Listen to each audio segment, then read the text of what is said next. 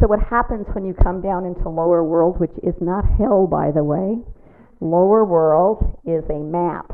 The best way to explain it is that it's a map with different components. Psychologically, you would say it is the subconscious part of your mind. I was trained as a clinical hypnotherapist, and I can tell you that the subconscious is incredibly powerful. What happens is when you drop down into theta brainwave is that you're able to access that subconscious part of your brain. When you access that subconscious part of your brain and you're no longer thinking consciously in your prefrontal cortex, what happens is you're able to make lots of times remarkable change in your life. The interesting thing for me is that I, as a clinical hypnotherapist, didn't just talk people down.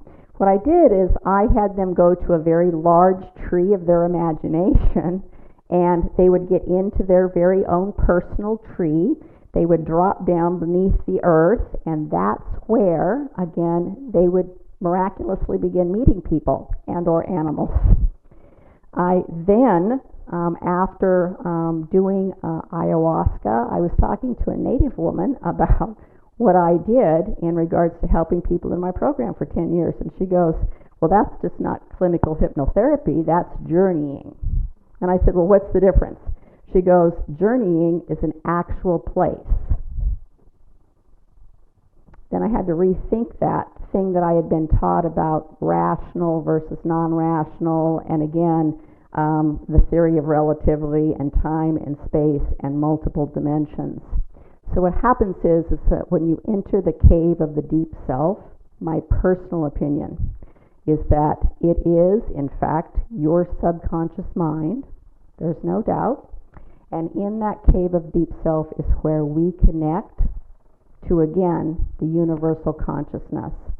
And many, many things are presented to us there that we don't have the information for until we get there. Within that map of your subconscious, within lower world, there is a cave of wounds where your first primary wound happened. It can happen in utero, it can happen when you're 1 or 2 or 3 or 4, but there is something that has happened usually before the age of 8 within the cave of wounds. Believe it or not, I never have to take anybody to the cave of wounds during entheogen work. It's never ever had to happen. The interesting thing is that a piece of that, though, will usually appear for people that want to be able to find, again, if there was something about their childhood or something about that had happened along the way that they didn't understand, that cave of wounds will actually come to them automatically.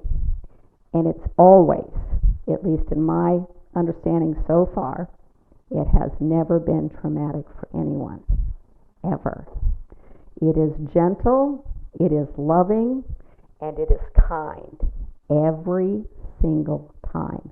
And it doesn't matter how horrific the abuse was, which is a really miraculous thing for me. So nobody has to be re-traumatized again about how bad it was.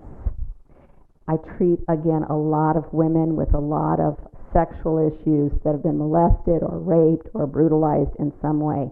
Never once has it ever come to them that, again, it wasn't gentle. Whatever they needed to see or witness, and the same thing with men that have gone to war that have horrible PTSD. Never comes to them in a horrific manner.